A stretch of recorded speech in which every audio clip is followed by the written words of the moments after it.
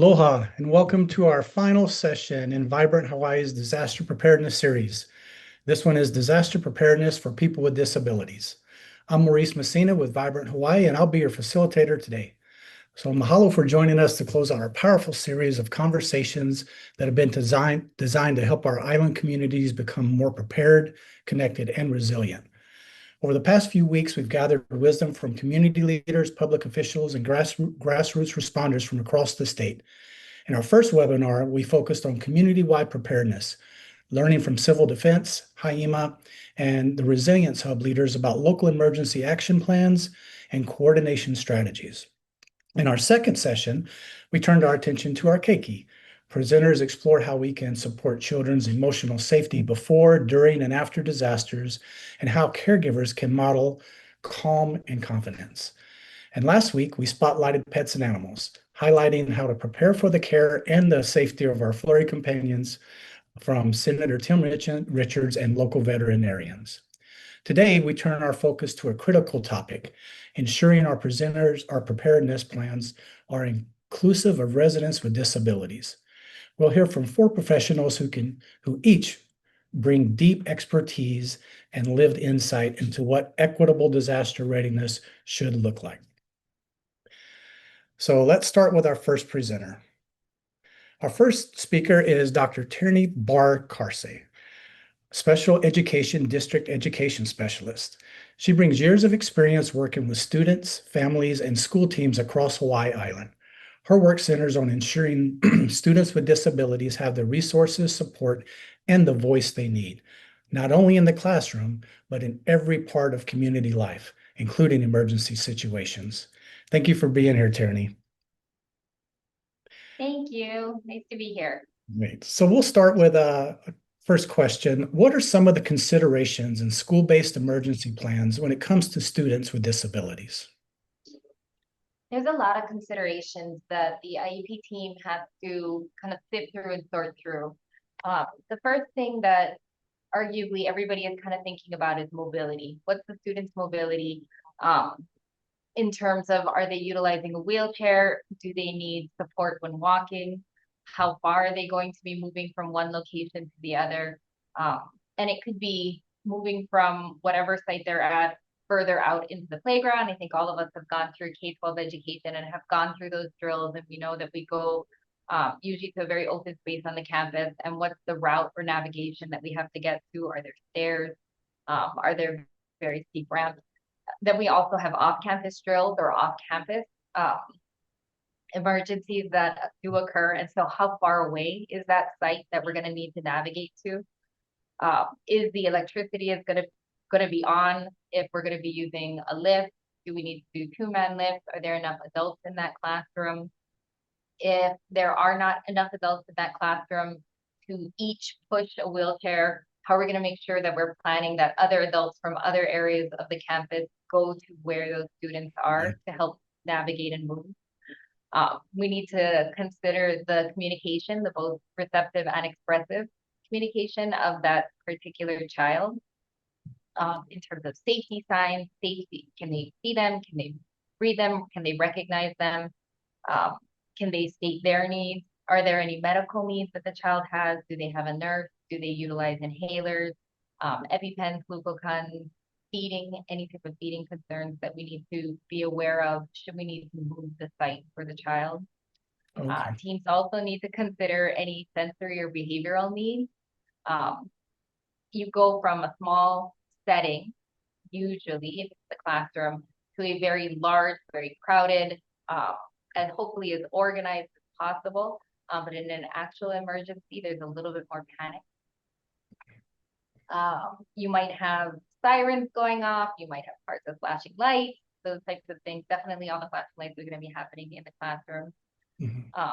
Any language or vision needs, and I know that there's going to be other presenters talking about this, but specific language or vision needs that the child has. Any eloping behaviors that the child may have, we are going to need to hold on to that student. We are going to need to move that student from one location to another. So anything with eloping that we really need to be aware of and plan for. Maybe even car transport. And if we're going to do private vehicle car transport, Do we have the car seats in place um, and ready for that child? Oh, okay, great. So understanding about all those different needs, how can families share information about their child's needs when it comes to planning for disaster preparedness while they're in school? The best thing is to communicate with us what the concerns are, even if you don't think that they're a concern. The more communication that we have about anything new, anything that's always been there, any new concerns that you're starting to see, or anything that the team might need to know that you don't think, well, this just happens at home and it's probably not going to happen in a school setting. The more information that we have, the more we kind of sit and problem solve and think through what if, because that's mostly what we're always planning for, what if. And the what if can range between a volcano erupting and ash to a tsunami coming to fire, right? It can be a range of things. And so those what if, or I'm not sure that that's really important, they are usually very important for us to know. Okay, so when it comes to all the planning and the sharing of the resources, what is one example of a successful accommodation or plan that made a difference during an actual emergency? So I can't tell you during an actual emergency because they've always kind of fallen through correctly the way that we planned for it. So I would say that if there was an actual emergency, all of the plans that we put in place have always come to fruition the way we needed them to. I can tell you that the best thing that we can do is practice during drill and the practice runs. And I can give you a tangible example of when I was a teacher and we hadn't thought it through. It hadn't come up. One of my students had asthma. They had an emergency action plan, and that emergency action plan that we have with DOH meant that the child could carry their own inhaler. They didn't need us to hang on to it for them. And yet during drills, what we typically practice is bags, purses, wallets, cell phones, leave it in the classroom. Everybody walk out, lock the doors, don't go back in. And during this drill, we did the same thing. And we got halfway across the campus, and one of my students, this student, had an asthma attack. And we hadn't thought that one through because the child could hold their own inhaler. And so it was a good thing that we did that drill. I ran back very quickly to the classroom, got the inhaler. And so that triggered a meeting to change that IEP to make sure that we prompted and we thought that one through. And so drills are one of the most important things because they give you the scenario for what if. Um, in the intangible things that maybe you don't think through. Of course, now we always think through those things. Okay, well, a great process improvement, right? So how do you recommend schools and families communicate ahead of a disaster to ensure safety and support? Communication is the biggest thing. Really holding an IEP meeting and saying, this is what I specifically want to focus in on. There are so many things to focus in on at the IEP. It will always be education. It will always be functional skills or academic and functional skills. Those are things that's the kind of primary part of the IEP. But those functional skills also consider all of the safety skills that our kids need. And they include that safety for disaster preparedness. And so just making sure you're having that conversation and knowing if your school is in a tsunami zone, right? That's going to be an added planning that needs to occur for that child. We have some schools that are over 100 years old. And so even before we're even thinking about the location, sometimes we're thinking about the accessibility of that location. And is that the most appropriate setting for that child, given all of the things that we think about, disaster being one of them? Well, thank you. That's some great information, and mahalo nui, Tierney, for highlighting, the importance of collaboration between the schools and the families, and for reminding us that preparedness must begin in the places where our keiki spend most of their time. So thank you very much for sharing that with us. Thank you. Sorry, one other thing I forgot yes. to mention. Go ahead. Field trips. Planning for what happens during a field trip is also something you want to talk through with your school IEP team. That makes sense. Thank you very much. Thank you. You're welcome. Our next presenter is Karen Raydale, Independent Living Specialist with Aloha Independent Living Hawaii. Her work focuses on helping individuals with disabilities live safely and independently in their own communities, something that really has become even more important during times of crisis. So, Karen, we're excited to learn from you today. Thank you so much, Maurice, for your kind introduction, and mahalo for inviting me. So Yes, yeah, and it's important to note that independent living in the context of disaster doesn't mean doing everything alone. It means being empowered and prepared to the greatest extent possible with the right tools, support, and planning. Independent living follows mainly the social model of disability away from the medical model. What it means is that disability is not caused by a person's condition, but by barriers in the society. Like, for example, our attitude. What is our attitude? Our biases towards people with disabilities. How we create our environment. Is it following the principles of universal design?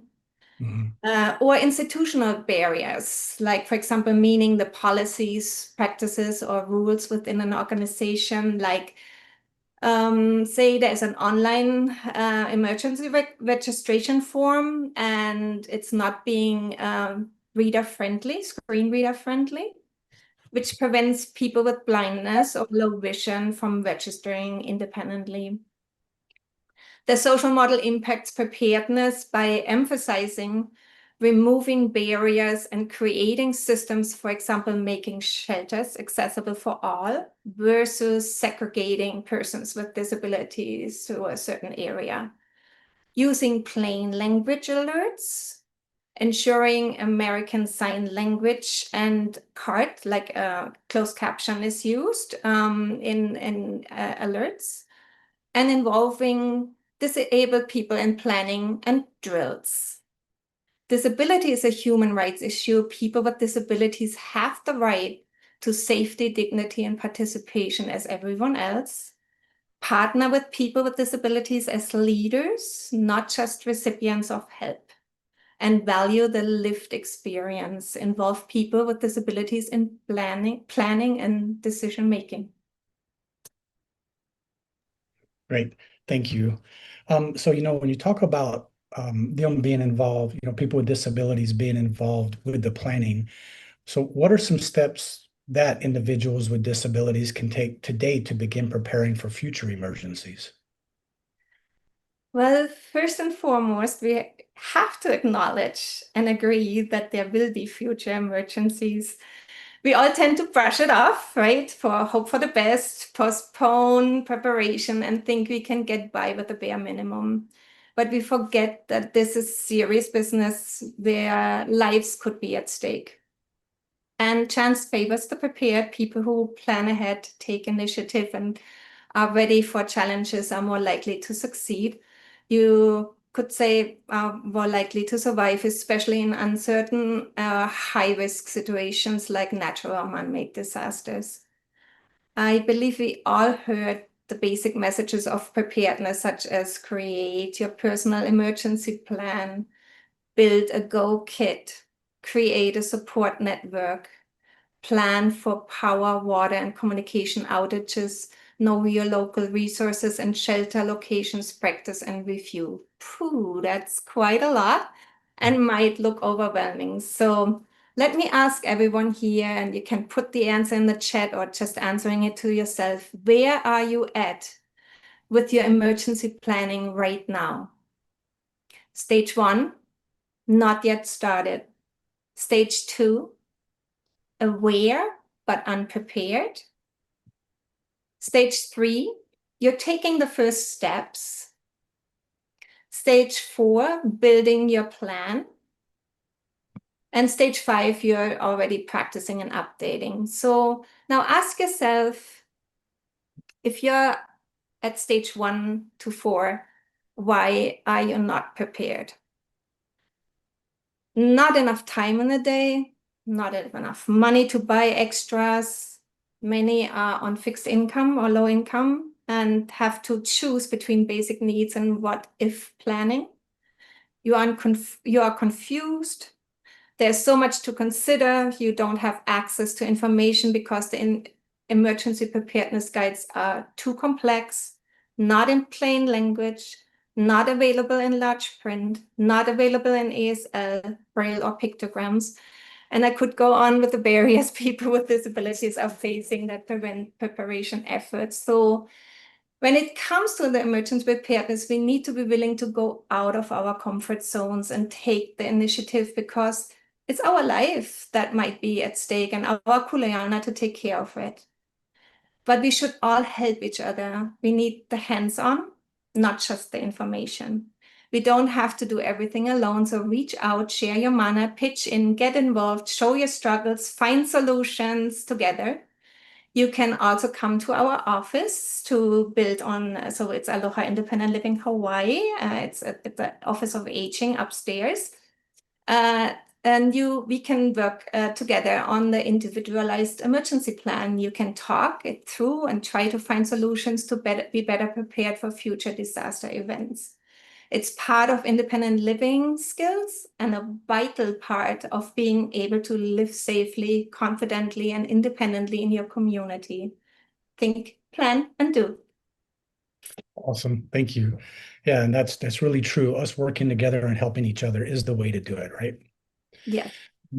So you did mention in your opening a little bit about assistive technologies, but can you get a little bit further into that and share some examples, of some assistive technologies or supports that have been helpful in past disasters? Yes, certainly. So we heard already, I think in your first series, we heard the alerts that civil defense has. And I want to dwell on this again, because it's really, in my eyes, really important and essential to sign up for these alerts. And they have the easy to access QR codes now. And I know not everyone is using cell phones or computers. So if you have difficulties navigating all the choices, give Civil Defense a call and let them know that you'll need assistance. Then the automated closed captions. We all need, the AI is not there yet. We have a lot of trouble when it comes to technical terms, multiple speakers, different accents, and fast-paced dialogue. But I can speak about that when I have a script, what Karen Rydell said at that meeting. I go like, no, that's not what I said, because my accent is translated wrong with the closed caption, and it puts words in my mouth that I never said. It's quite funny, actually. Well, to an extent. So, and yeah, so we had actually one, the live stream for that is being on Facebook for the eruptions. We looked so Caldera is suddenly county, Mauna Loa is monologue, and Pu'u'u is pool. So the closed caption is not accurate. So if you want accuracy, you need to hire a professional card, like Relay Hawaii, for example, offers free card services, and it's a little bit more accurate as the AIs. Then I know I want to real quick mention it. We need the ASL in because I think we have later on and Elizabeth speaking about that. But ASL is very vital in alerts, and I think Elizabeth will talk about that more. And plan for power outages. That is a given. We have power outages. And so there's a lot of assistive technology devices that are energy dependent. So you need backup systems. You need portable battery backups or power, what are they called? Power banks, where you can, yes. So, and make sure they match, because there's quite a lot of different power requirements, need different systems. And there's also a lot of helpful apps, GPS and accessible navigation apps. For example, the Seeing AI and the Be My Eyes can be helpful for blind individuals or persons with low vision navigating shelters or unfamiliar areas during evacuation. But get familiar with them beforehand. Okay, thank you. Mhm. So kind of going off of that a little bit more about what we talked about helping and, it does take a community a lot. How do you recommend neighbors and communities support those with access or functional needs? So, people who may need help before, during, and after disaster due to age, disability, language, health conditions, or lack of transportation or support, never assume what someone needs. Always ask. People with disabilities are expert when it comes to resilience. So you want people with disabilities sit on your table of disaster management. It is lived experience day by day, and you want to engage with their resilience, wisdom, and courage.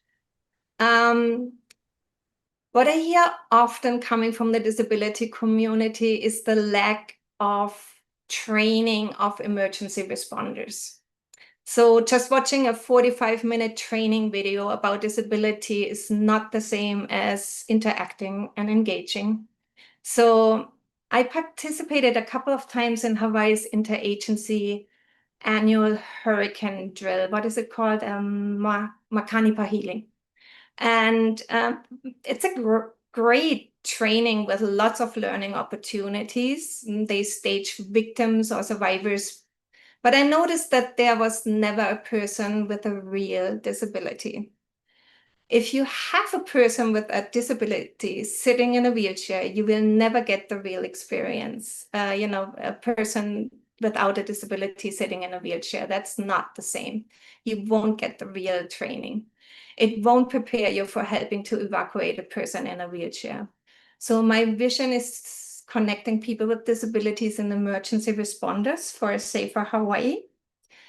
Looking actively for the dialogue is essential. Also, I see a lot of potential in our community emergency response teams. They also practice drills, and I want to give a shout out to our Orchidland and HPP community response teams who agreed to invite persons with disability to their drill. And the participants said after the drill, it was eye-opening.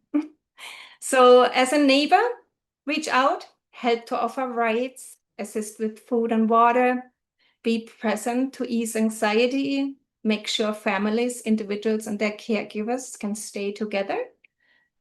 Very essential, very essential. I think, remember, that was a problem with the eruption. The caregivers also had to take care of their own families. And so that is absolute, have a plan B and a plan C. Host a community disaster preparation potluck or workshop. And I want to end with a final quote that resonated with me. We carry the mana of lived experience. Our voices are not optional. They are essential to the safety of us all. And thank you so much for this opportunity. Appreciate it.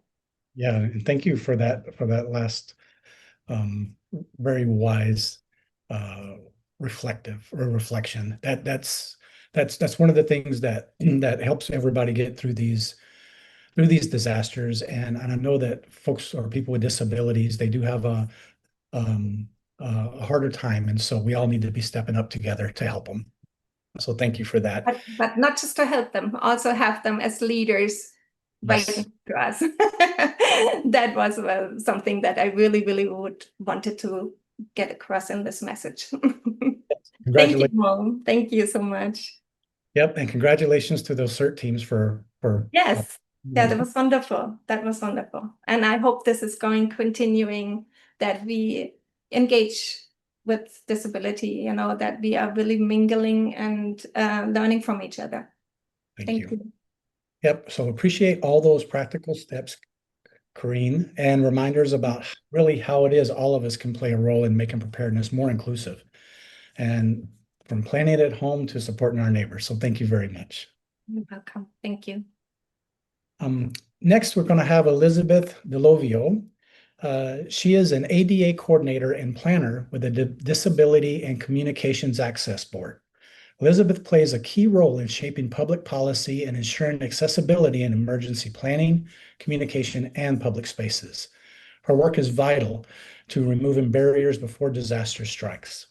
Elizabeth, mahalo for joining us today and for your leadership at that systems level. We really appreciate it. We do our best. So a few questions for you. I'll start off with what legal protections exist for people with disabilities in disasters, in disaster response and sheltering? So during disaster response, sheltering, like during an active disaster, people with disabilities do have legal rights protected under both the Americans with Disability Act and Section 504 of the Rehabilitation Act. One thing that I really want to highlight is, first of all, the definition of disability in both of these is specifically a physical or mental impairment that substantially limits one or more major life activities of an individual. So if oftentimes you might run into people during emergency preparedness. We talk a lot about access and functional needs, right? It's very possible that somebody may not identify as a person with a disability, and that's okay. Like, you don't need to identify with those terms. But as people responding and planning for that, we need to keep that in mind, that the definition is anything that limits one or more major functions and life activities, which if you have a tendency to be a little bit more, say, anxious in a situation, you're definitely going to be more anxious during a disaster. And so where you may not day to day necessarily identify as someone with a disability, people with disabilities do tend to have a little bit more of a stronger need during disaster. So I do want to highlight that. So any state run or county run shelters or response agencies, those are primarily covered by the Americans with Disability Act. So the Hawaii Civil Defense Agency, Honolulu Department of Emergency Management, Hawaii Emergency Management, Maui Emergency Management.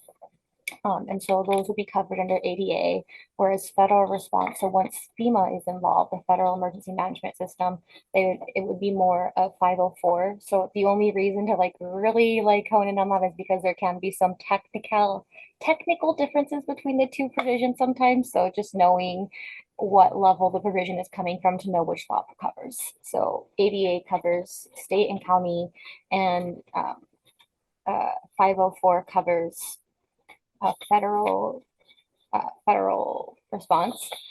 I do want to emphasize that that is for shelter accessibility. That is also for program accessibility, training accessibility. So these rights for people with disabilities are covered before, during, and after a after a disaster. So in all training, all preparation for disability, for disaster, they both start with DI.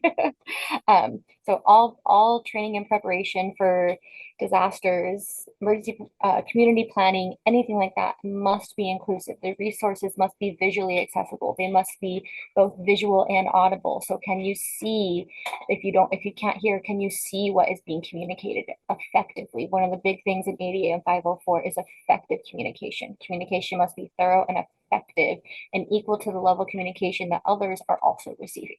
So don't simplify a written communication because it's easier to write that really quickly. You need to give clear, effective communication across all of those. Of course, during an emergency, one of the big things we're going to pay attention to is sheltering. And so regarding sheltering, the ADA does mandate that they're accessible to people with disabilities and offering equal access to everything provided in the shelters. So I want to highlight that. One big part of the ADA is reasonable modifications to policies. So you may have a policy in your shelter that says, for example, nobody can access, the power outlets are reserved for emergency needs. Well, if somebody has a disability that requires the support of a certain technology, then they may need to utilize that as well. And so that would be a reasonable modification to policy to allow. Another one would be service animals and emotional support animals. They cannot be separated from their handler during an emergency. So you can't reroute someone with a service animal or emotional support animal to a quote unquote pet friendly shelter. I know you guys talked a lot with Senator Richards, right, last week about pets. So those service animals and emotional support animals are not pets. I need to make that very clear. They are, treat them as medical equipment. So to an extent. So those would be some needs that might require a reasonable modification of policy. You may need to modify kitchen access if individuals have dietary needs in the shelter, or maybe in sleeping arrangements. And I do want to highlight on that one that a lot of times the question can come up, well, if somebody has a emotional support animal, service animal, what if somebody else has an allergy? One, it is very rare that the allergy is as needed for accommodation as the need for the service animal, but you can still be mindful of that without making a big fuss. And like in shelters, by separating in sleeping arrangements. So if maybe you have the people with an allergy, keep them on the opposite side of the shelter from the person who has a service animal, emotional support animal. It is very important though that you do not separate any of them from their support system, their family, their friends, their community. So just at some point, etiquette comes into play and just kind of have to troubleshoot in the moment. But there are legal protections for that, so you want to be careful of that. You never want to assume anyone's specific needs or preferences. So if you think, oh, this person looks like they're going to need this, so you just do what you think they need. Never, never, never, never, never, never, never, never, never, never assume needs. So two really important questions to ask during these would be, do you have any access or functional needs we can accommodate, or what is the best way we can support you right now? I mentioned earlier that the needs someone may need during a disaster may differ from the needs they need day to day. So I'd also keep those accommodation questions focused on access and functional needs, not do you have a disability? Because that answer may be different, right? But at the end of the day, what we need to get to, and maybe you do have a disability, but maybe that specific disability doesn't have any access and functional needs related to this moment. So always asking that question of what's the best way we can support or assist you right now, and what are your functional and accessible needs that we can help meet. And then just one other thing I want to highlight for after disasters, and often we get into, we're going to make sure we're prepared for the disaster, and disabilities included there. We're going to make sure that when we're responding during sheltering, all of that, disabilities included there. But what about the recovery after? So this is a big thing in Lahaina right now following the Maui wildfires. And so for example, the FEMA long-term recovery office is out there for another 6 or 7 years. There's some hurricanes through FEMA that I've been seeing some of our colleagues wrapping up from the 90s or 80s. So recovery is long term, and that also needs to be fully inclusive. So if there's emergency response housing, like that housing needs to be accessible. And so that's where Fair Housing Act also come into play, actually. Fair Housing Act does apply to any emergency housing. So like the housing that is built for long-term recovery while they're waiting to rebuild or things like that. So yeah, those are kind of the legal before, during, and after. And it's kind of complex.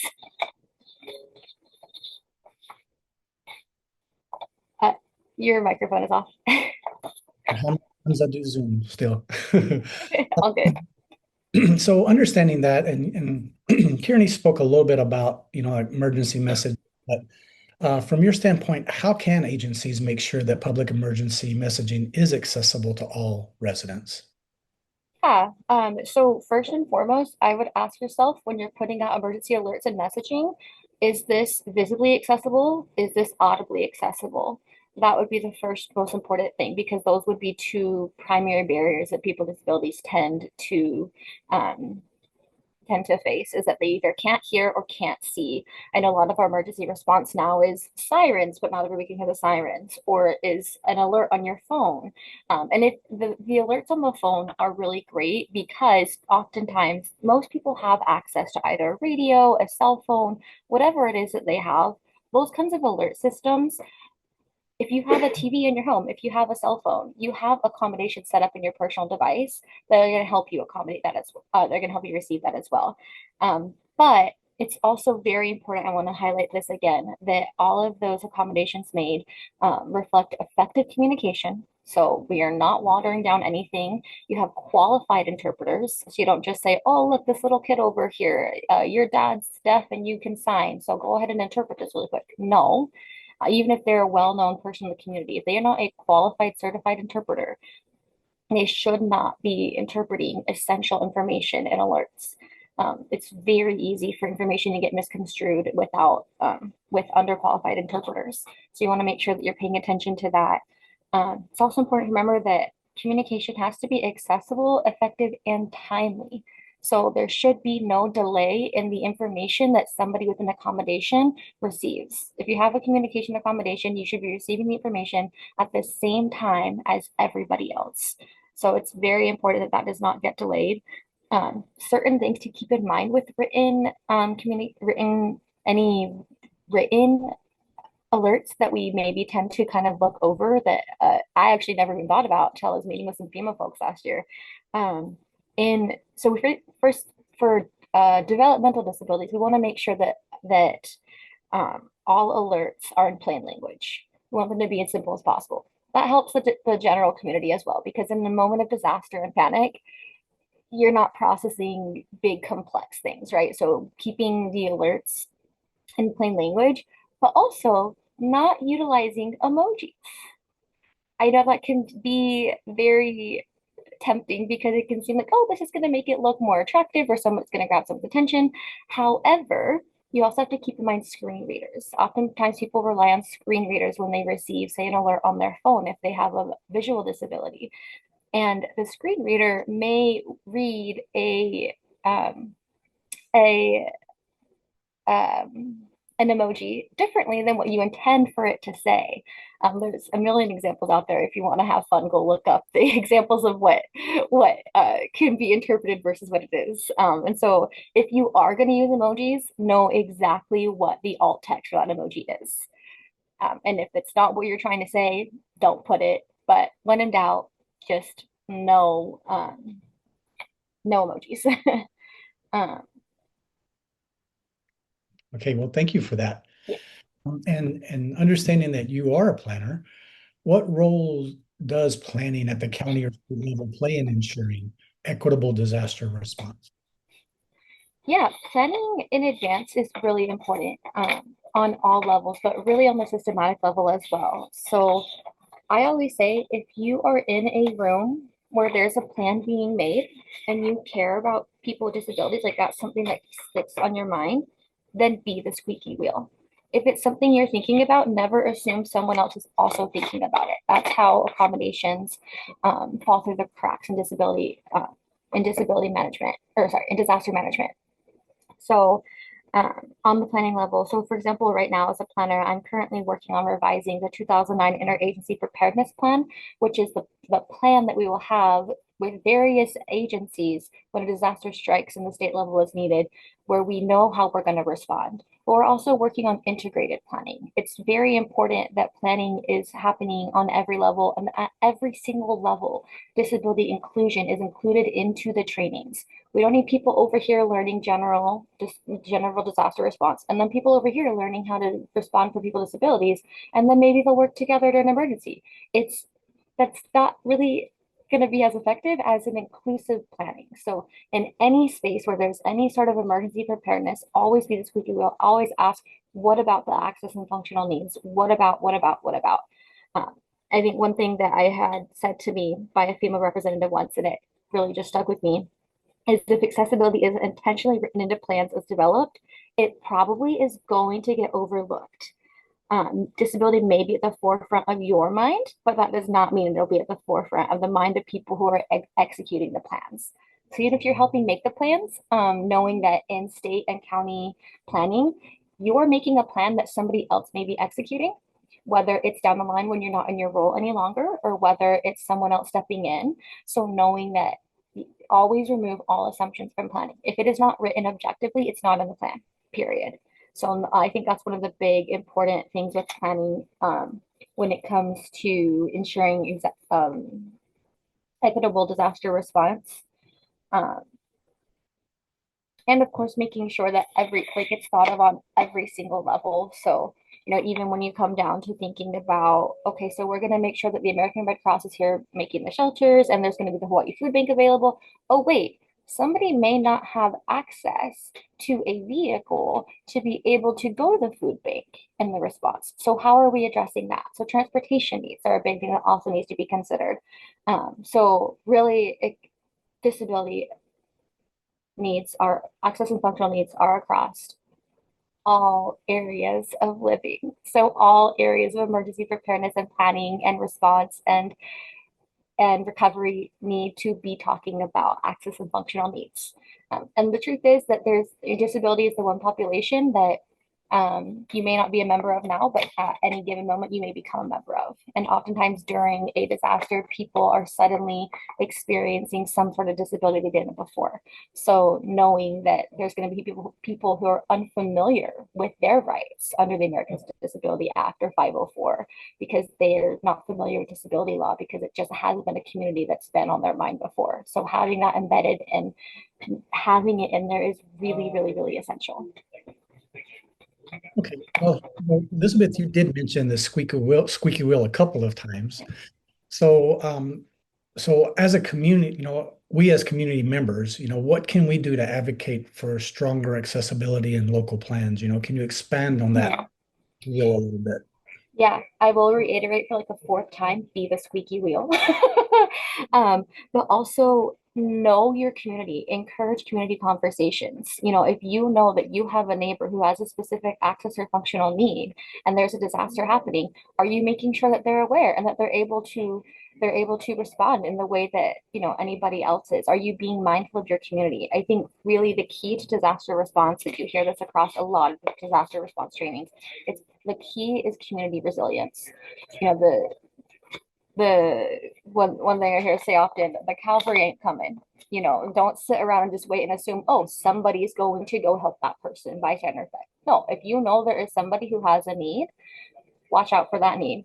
If you know that you have a need, advocate for yourself. And if you have the need, somebody else may also have the need. So never be afraid to ask for an accommodation.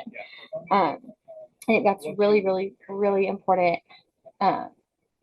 Also, when you're looking at programs, if you are ever in a space where there's planning happening, always, when you're looking at accessibility, if you're in a conversation assessing it, is it consistently accessible? Because oftentimes you're like, oh, well, if you tweak this one thing or this, then it can be accessible, then it's not accessible.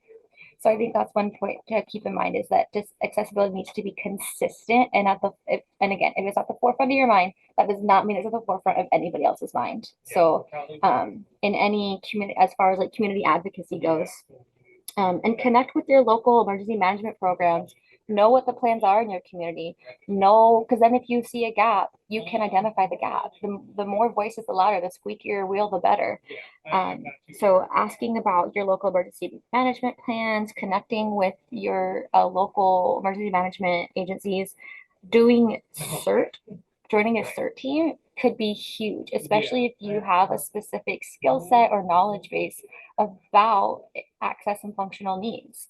That's not a heavy representation across all spaces. And so if you have that bandwidth, that knowledge base, that attention to that need, join a CERT team. Go do the CERT training. I'm going to do mine in September and be the squeaky wheel in your team. Know what the plans are. Even if if you don't have the time or capacity to get fully into a CERT team, connect with your local CERT teams. Find out what CERT teams do exist, because CERT teams are community emergency response teams. They're the first people responding. If there's a fire in your neighborhood, if there's a disaster in your neighborhood, the CERT is responding before anybody else. So talking with your community members, knowing your community, encouraging them to community resilience is really, really, really key.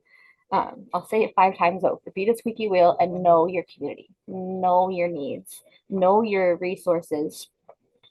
Each island does have a CERT team, so that's always good to keep in mind. Yeah, just keep an eye on things that you see going on around you. Keep your eyes open and always ask, if I couldn't see, if I couldn't do this, if I couldn't do that, would I still be able to receive this service effectively? And always keep in mind that timeliness, the effectiveness of any accommodation. So. Great. Well, mahalo, Elizabeth, for helping us Thank understand you. what really true accessibility looks like in practice. And of course, how community advocacy and policy must go hand in hand. Thank you very much for your words today and for sharing all that information with us. Thank you for having me. Now we're grateful and to include one final voice in today's conversation. Janella Matsumura, she's the human services professional with the Family Health Services Division in the Children and Youth with Special Health Needs section, specifically the Specialty Support Program at the Hawaii State Department of Health.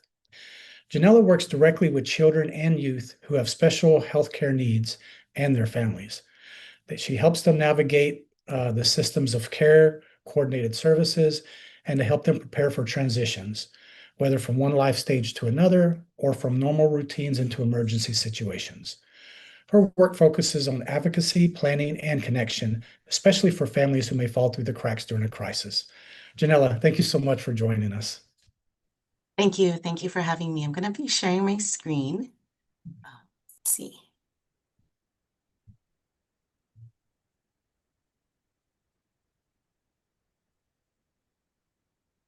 Okay. So yes, thank you for having me here today.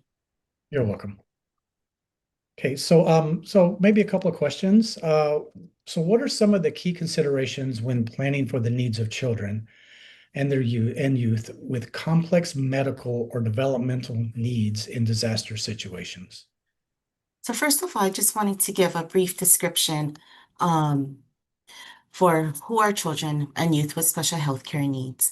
And basically, they're children who are at risk for chronic physical, developmental, behavioral, or emotional conditions, such as cardiac conditions, seizures, autism, cerebral palsy, and other diagnoses, that they also require more specialized health and education services. So some key considerations to keep in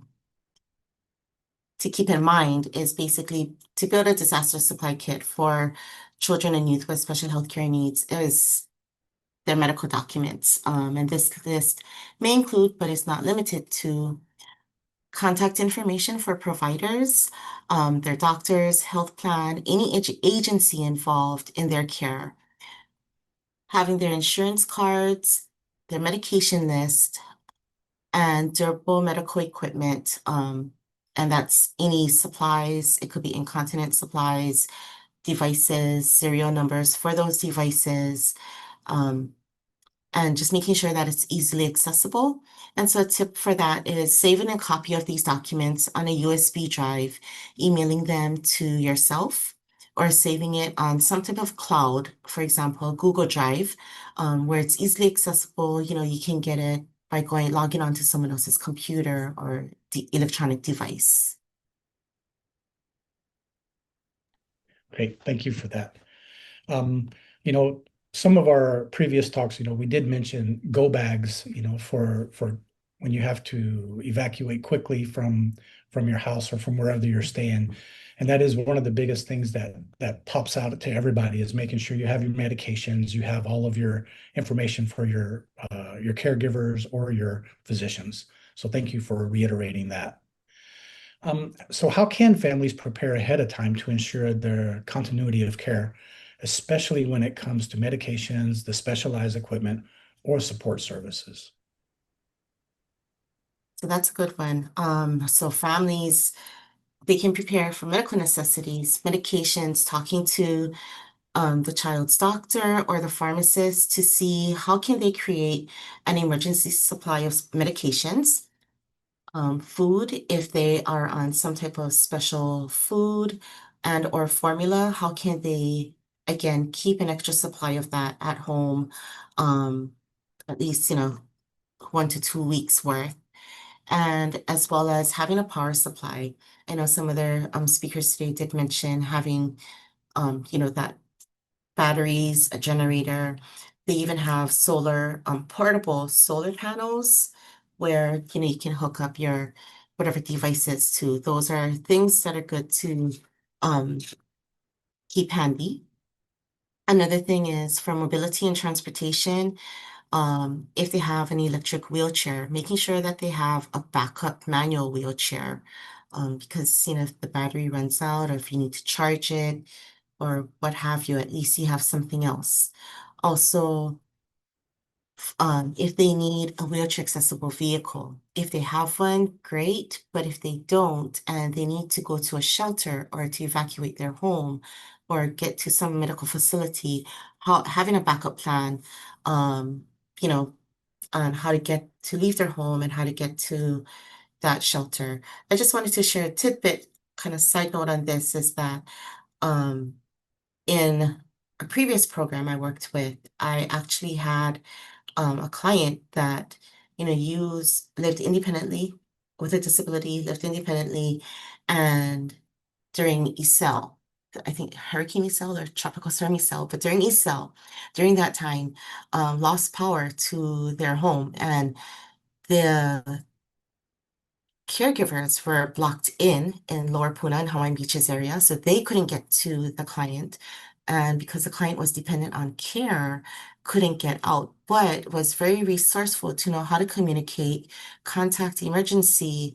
Unfortunately, the house number was connected to her previous residence, so the fire personnel ended up going to the wrong residence. Eventually, they finally found this person at the correct residence, and then they actually transported the person to the hospital. But they needed to break locks to get in to the gate as well as into the home because of the inaccessibility, because no caregiver was able to get there. But so at least that former client was resourceful to know that, okay, I need help. How am I going to get there? What am I going to do? So that's something that's really stuck out with me.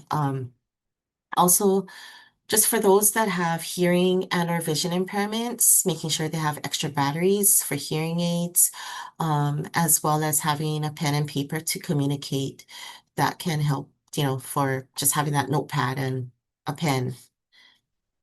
Also, something that I find and that I found as I was thinking about today's presentation was that, during an emergency, to help your child with or without special healthcare needs calm is to have comfort items for them, whether it be handheld electronics available, making sure that it's charged, you have extra battery packs, to kind of keep them occupied, as well as having their favorite blanket, toy, stuffed animal, something to provide them comfort, to know that, if, as a parent or caregiver, if you need to be helping or getting other things settled or getting things together, at least you know that your child has that comfort zone.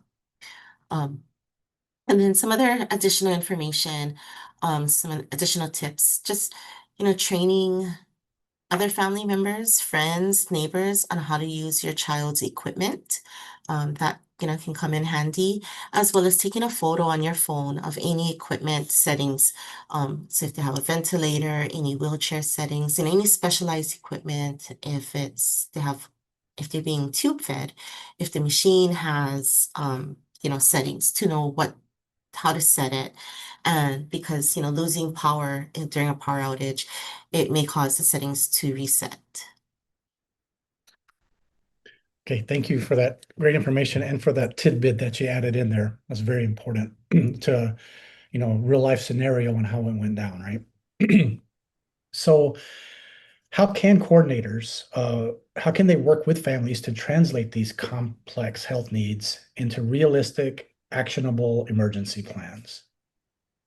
So care coordinators, they should have a relationship with families, which is one that is built on trust. And, throughout my career, wherever I've been doing human services, I've always built a rapport. First, you have a rapport with the families, with the clients that you work with, and then building a trust, because then it helps you to understand the needs of the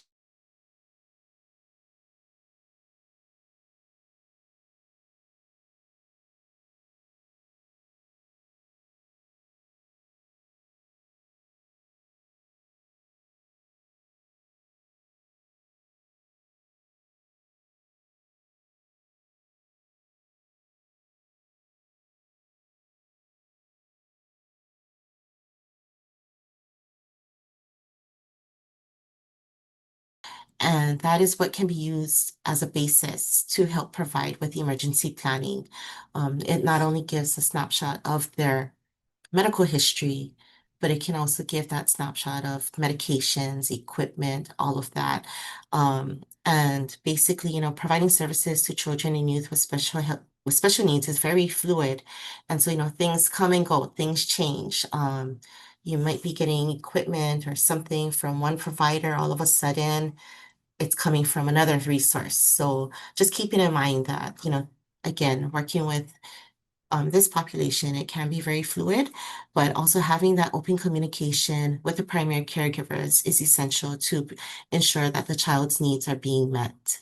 And so here's just some resources of where I went to look on for different websites. So the American Academy of Pediatrics, as well as the American Red Cross and Hope Force International. They have some information on there to help with building a disaster kit for children and youth with special health needs. Well, a lot of information and a lot of good information there, Janella. So mahalo for sharing, how we can strengthen our community, our continuity of care for children with special health needs and support the entire family system through very thoughtful planning and resource coordination. So thank you for everything you shared and thank you for your PowerPoint presentation. You're welcome. Thank you. You're welcome. So there is some great resources that have been shared in the chat, and I recommend that everyone goes and checks out the chat. And when we do our follow-up after this, that can go out to everyone, we will also make sure to include those resources. So that was it. And as we bring this series to a close, we want to really mahalo each of our speakers, the participants, and the community partners for helping us strengthen Hawaii Island's capacity for resilience. So we'll do a call for action. So 4 ways that you can take action today. First, reach out to neighbors and build your circle of care. Who might need help evacuating, getting information, or storing supplies? Number 2, update your personal emergency plan. Think about mobility, medication, communication, and how to adapt your plan for different scenarios. And support or volunteer at a resilience hub. These are trusted community-run spaces that activate during emergencies, and they do really rely on the local support and the support of their communities. And lastly, be an advocate.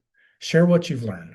Bring accessibility to the table in your workplace, your school, your faith group, or your neighborhood association. So on behalf of all of us at Vibrant Hawaii, mahalo for showing up with aloha, kuleana, and hope. Let's continue building a disaster-resilient Hawaii Island where everyone, regardless of ability, has what they need to be safe, supported, and seen. So mahalo again for all of you for joining us, and we hope that you enjoyed our series, and we will be sending out a recap. And thank you to all of our speakers today. It was much appreciated, and thank you for the knowledge that was learned. Aloha.